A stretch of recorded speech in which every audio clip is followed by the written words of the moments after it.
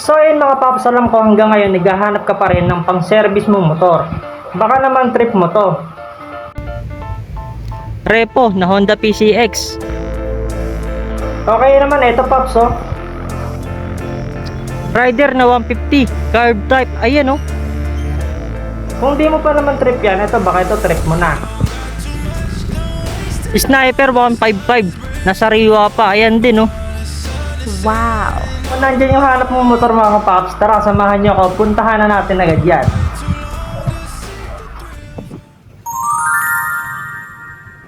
So yun, magandang umaga mga paps. Alam ko maraming sa inyo naghahanap ng mga murang hulugan. Ito na yung request nyo mga paps oh. Meron tayong nakitang mga repo units dito. Ayun oh. Marami yan mga paps oh. Katulad nito, dito meron silang Rider. Doon meron silang Sniper 155. Tapos pagdating naman dito, ito meron din silang PCX. Ayun mga paps oh. Kaya kung naghahanap ka ng mga murang hulugan, ito lahat yan. Yung mga nakikita nyo na yun mga paps, mga naka zero down payment din lahat yan oh. Tara samahan nyo ako, i-check natin yung mga available nilang mga units dito. Okay, ito mga paps, papakita ko sa inyo yung mga unit na available nila dito. So dito sa harapan, ito mga MIUI Sporty, mga MIUI 125, ayan oh, napakarami oh. Tapos sa side na to, dito may mga Smash, Honda Beat, Honda Click, tapos dito may nag-iisang Honda Genio. Ayan oh, nasa 2.4 na lang yung monthly niyan mga paps oh. Tapos dito sa side na to, eto meron silang isang Honda PCX. Ayun oh, napakarami niyan mga paps, hanggang dun sa may mga puno-puno oh. Tapos dito meron pa rin silang mga Bergman. Eto mga pang business, pang tricycle. Dito nga meron silang Rider 150 carb type po. Ayan, nag-iisa lang yan mga paps. Tapos dito sa likod niya, ayun oh, Sniper 155 na sariwa pa oh. Okay, try check natin yung mga units nila. Simulan natin dito sa bungad mga paps. Okay mga paps, simulan nga natin dito sa may bungad. Sabi ko nga, wag puro trabaho mga paps. Mag-invest din kayo ng mga pang-service nyo sa trabaho para hindi na kayo mahirapan sa pagko-commute. Katulad nito, mababa na lang din yung mga monthly nila oh. Pagdating sa MIUI 125, ayun oh, nasa 2.2 na lang din. Tapos pagdating sa mga MIUI Sporty mga paps, eto nasa 2.1, 26 na lang din oh. Pagdating sa itsura, ayun maayos pa mga paps oh. Itong katabi nyo, nasa 3.1 naman yung monthly nya. Tapos dito may nakita nga ako, mas mura siya mga paps. Eto oh, eto nasa 1.7 na lang yung monthly nya oh. Naka zero down payment na yan oh. Oh, pagdating sa itsura nya mga brother, ayun oh, maganda pa siya oh. Sa headlight nya, sa smiley, kahit sa gulong makapal pa oh. Ayun ang mga kulay silver, ang dami nila rito oh. Ito mga nasa 2.5, ayun ang dami niyong pagpipilian mga paps. Dito mga matte blue. Itong isa mababa na lang din oh. Nasa 2.1, 92 na lang yung monthly nya. Pagdating naman dito, itong isa maganda oh, naka-shock na siya aftermarket oh. Tapos ayan oh, nasa 2.1 lang din yung monthly nya oh. Medyo malabo lang yung lens nya, so papalitan nyo na lang yan mga paps. Ito katulad nitong isa oh, ayun oh, may rubber pa rin yung sa may makina nyo oh. So ibig sabihin hindi pa rin siya nagalaw mga paps oh. Tapos sa monthly nitong isa, ayun oh, nasa 2.1, 26 na lang din oh. Ayan mga paps oh, kung naghahanap kayo ng mga MIUI Sporty, ito marami kayong pagpipilian. Tapos i-check naman natin dito sa kabilang side, katulad nito mga Honda Beat, ito nasa 2.2 na lang din oh. Tapos ito nga sabi ko sa inyo mga paps, Honda Genio. Ayun, nagbihira na lang din no. Bihira lang din magkaroon ng repo na ito eh. Ayun oh, nasa 2.4, 0.2 na lang yung monthly nya. Tapos naka zero down payment. Ayun oh, pagdating sa Smash, etong isa ayun oh, sariwa pa yung kaha nyo. May mga minimal na dents lang, na normal naman yan sa second hand mga paps. Ayun oh, 1.9 na lang din yung monthly nya oh. Solid pa rin oh, kahit naman sa gulong nya. Ayun, makapal pa rin naman mga paps oh. Tapos may mga Honda Beat sila rito, Honda Click. Dito meron silang isang Suzuki Avenis. Ito nasa 3.1, 16 naman yung monthly nya mga paps. Ngit ko lang mga paps no, Halos lahat yan naka zero down payment. Pero maglalabas po kayo ng 2.5 para sa transfer of ownership. Tapos ito mga paps, so meron silang isang Honda PCX. Ayan yung itsura niya mga paps, so kulay gray. Kaso dito sa may part niya, ito basag siya mga paps. Tapos sa monthly niya, ito nasa 5.3. Nasa 5.302. Ayan yung itsura niya mga paps. So nadumihan lang kasi maraming puno-puno dito eh. Ayan, kung naghahanap ka ng PCX at kaya mo namang remedyohan yan, ayan, meron silang available dito mga paps. Nasa 5.302 yung monthly niya. Okay, tapos dito naman tayo sa bandang likod nila mga paps. Dito kung makikita nyo, meron silang mga Mio Soul. Ayun o, pagdating sa mga Mio Soul nila, bababa na lang yung monthly o. Nasa 2.8 at yung isa nasa 2.5 na lang din o. Ayun o, medyo marumi lang sila mga paps kasi ayun, nababagsakan nga sila ng mga puno-puno, mga dahon-dahon. Tapos dito, meron sila mga pang business, Kawasaki Barako, Honda TMX yata to. Yan, meron din silang pang business dyan mga paps. Tapos dito sa likod, meron silang may mga Honda Wave. Ayan, bali 4 na Honda Wave. Ayan o. Pagdating sa Honda Wave nila mga paps, etong isa nasa 2.2 na lang din o. Sa itsura niya, ayan, buo naman lahat ng kahan niya mga paps o. Honda Wave R. Ayan, 3 kulay pula. Tapos dito sa likod, ayan, nandito pala yung mga smash nila oh. Yan, sa mga naghahanap dyan ng smash, mababa na lang din yung monthly nila. Katulad nito, nasa 2.2 na lang din oh. Yung isa nasa 2.2 na lang din mga paps oh. Itong isa maayos pa rin oh. Ay, halos lahat naman sila maayos pa rin oh. Madudumi lang mga paps oh. Ayun oh, pagdating sa mga fairings nya, ayun, makikintab pa rin talaga oh.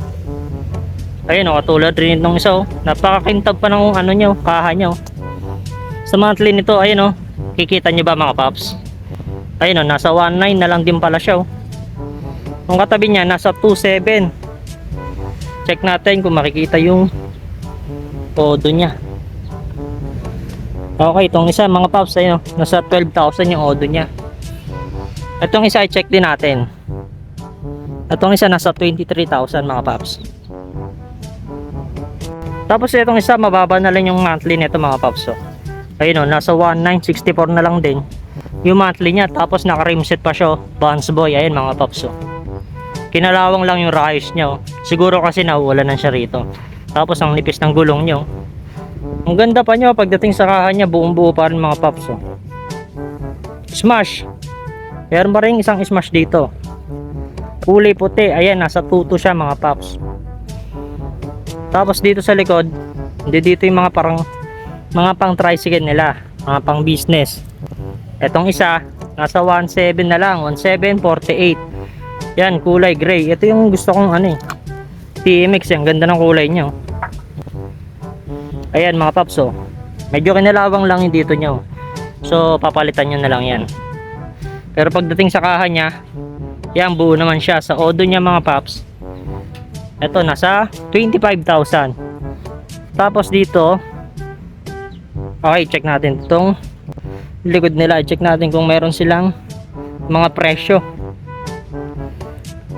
Ayan mga paps oh. Meron pa rin sila mga pang business dito sa likod. Itong isa, YTX, isa sa tipid sa gasolina. Ayan oh, nasa 1.8 na lang oh. Yung katabi niya, nasa 1.8 na lang din pala. Pero muntik ng kalawangin tong ano nyo, headlight nyo.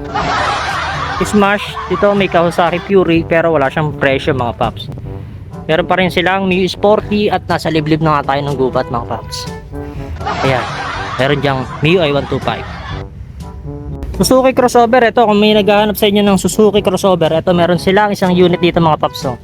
Ayan yung itsura nyo. Pagdating sa may mga kaha niya, ayan, buo naman siya. Wala lang siya ritong grab bar. Mga paps, meron pa rin silang Honda RS. Ayan o, 3 unit sila. Yung isa nasa 2.6, yung isa naman nasa 2.3 na lang din o. Etong isa maganda pa siya o, maayos pa siya o. Kaso natatabunan siya ng mga halaman eh. Ayan o, buong buo pa rin yung kaha niya o. Kahit naman itong isa maayos pa rin mga paps o. Ayan o, pagdating lang sa may rim niya, medyo kinalawang lang kasi nauulanan nga po sila mga paps. Yan, i-check natin yung ano ba yun, XRM. Yun, XRM i-check din natin mga paps. XRM mga paps, ayan o. Nasa 3,000 na lang yung monthly niya. Sa itsura niya, ayun o, buo pa rin yung mga kaha niya. Halos pag napansin ko sa mga units nila rito mga paps, pagdating sa mga kaha nila, halos maayos pa rin sila eh. Medyo na-stock lang sila dito kasi ayun, wala naman siyang bubong. Tapos marami siyang mga halaman. Kaya nababagsakan lang siya ng mga alikabok. Suzuki Rider carb type, ito yung sinasabi ko sa inyo mga paps. Oh. Ang angas na nito. Nasa 4,300 yung monthly niya. Oh. Tapos naka 0 down payment. Ang ganda ng pipe niya mga paps. Oh. Ayun oh. Hindi ko alam kung anong brand yan eh. Pero ang ganda ng itsura niya. Tapos naka flat seat na rin siya.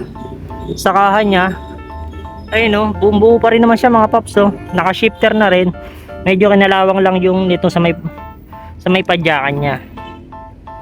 Tapos sa kabilang side niya, ayun oh, buo pa rin yung itsura niya mga paps. Oh. Maganda pa tong rider na to. Oh. Sayang naman oh. Tapos yung rim niya, ayun oh, naka super drag rim oh. Etong rim pa lang na to, mahal na yan eh. Bumili rin ako dati niya, nasa 3,600 pa eh. Ewan ko lang ngayon kung magkano na lang siya mga paps.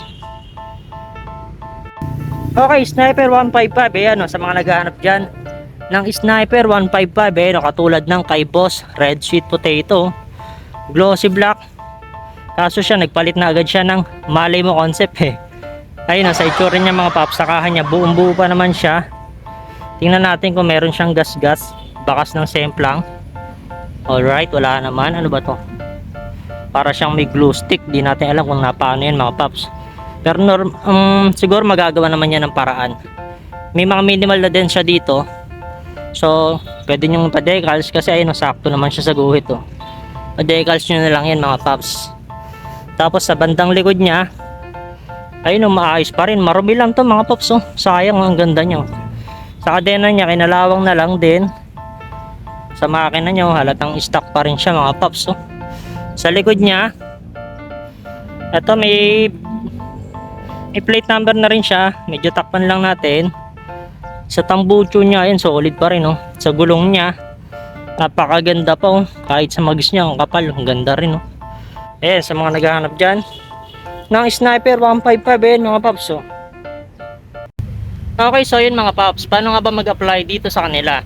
Pwede po kayong mag-walk-in, mas maganda po yun kasi para mas makapili na kayo ng mga unit dito at para ma-check nyo na rin yung mga itsura nila kung pasado sila sa inyo.